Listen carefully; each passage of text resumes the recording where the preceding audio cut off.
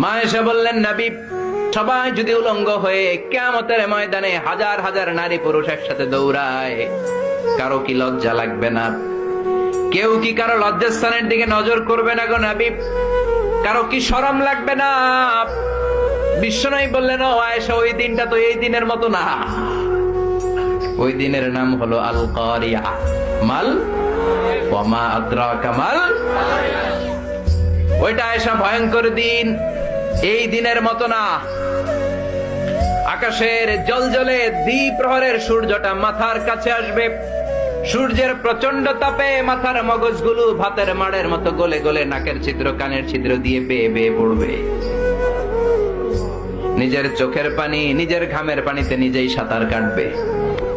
সবাই তৃষ্ণার্ত, ক্ষুধার্ত, ক্লান্ত, শ্রান্ত, পেরেশান। তৃষ্ণার চোটে গলার ছাতি ফেটে যায়, জিহ্বাটা বের হয়ে কুকুরের মতো নাভি পর্যন্ত জিহ্বাটা এসে ঝুলতে থাকবে। আল্লাহ আমারে বাঁচাও, ইয়া নফসি, ইয়া নফসি বলে যে জিকির শুরু হবে, এই জিকিরের আওয়াজে কিয়ামতের ময়দান থারথার করে কাঁপবে। ও আয়েশা, সেদিন কেউ কাউরে চিনবে না রে আয়েশা।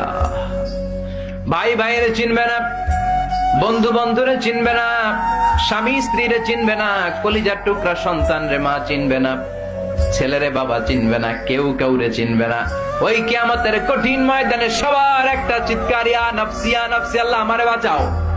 ইয়া নফসি, ইয়া নফসি বলতে উপরের দিকে, ইয়া নফসি, ইয়া নফসি বলে বলে উপরের দিকে মাথাটা করে মানুষ যে দৌড়ানো শুরু করে দিবে রে আয়েশা। কার গায়ে জামা আছে, কার গায়ে জামা নাই, ওই দিকে খেয়াল করার সময়টাও সেদিন থাকবে না। কতক্ষণ দাঁড়ায় থাকতে পারবেন আপনি?